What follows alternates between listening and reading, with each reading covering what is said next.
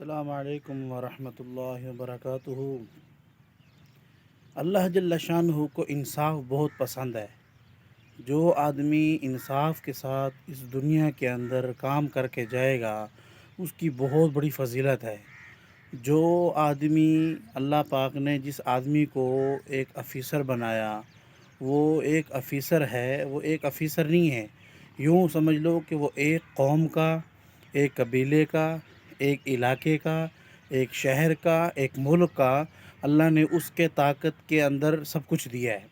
اگر وہ اس طاقت کو صحیح استعمال کرے گا، اس طاقت کا صحیح استعمال کرے گا، اس کا اللہ کے ہاں قیامت کے دن بہت بڑا درجہ ہوگا۔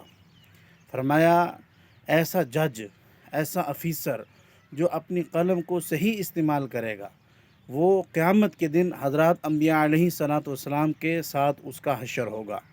اگر خدا نہ خواستہ وہ کسی باطل کی یا کسی آدمی کی پریشر میں آ کے اس نے اپنے قلم کو صحیح نہ چلایا، انصاف نہ کیا، تو یہ آدمی قیامت کے دن اللہ جل شانہ کے ہاں بہت بڑا پکڑ کا سبب بنے گا۔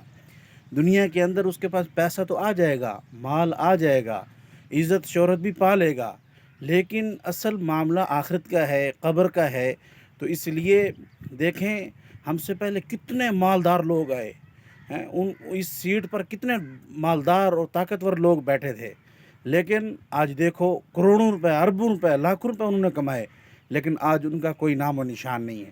تو اس لیے میرا جو بھی پیغام سنے گا، میری ویڈیو کو جو بھی دیکھے، میرا اس کے لیے ایک بڑا درد دل سے یہ پیغام ہے کہ اپنے خدا را اپنے اوپر ظلم نہ کرو۔ ہم علماء کے ساتھ جڑ جائیں، علماء کے ساتھ ہم عقیدت محبت رکھیں، تو انشاءاللہ اس سے ہمیں بہت بڑا فائدہ ہوگا۔ اللہ پاک سے دعا ہے کہ اللہ ہمیں سننے کی، عمل کی توفیق عطا فرمائے۔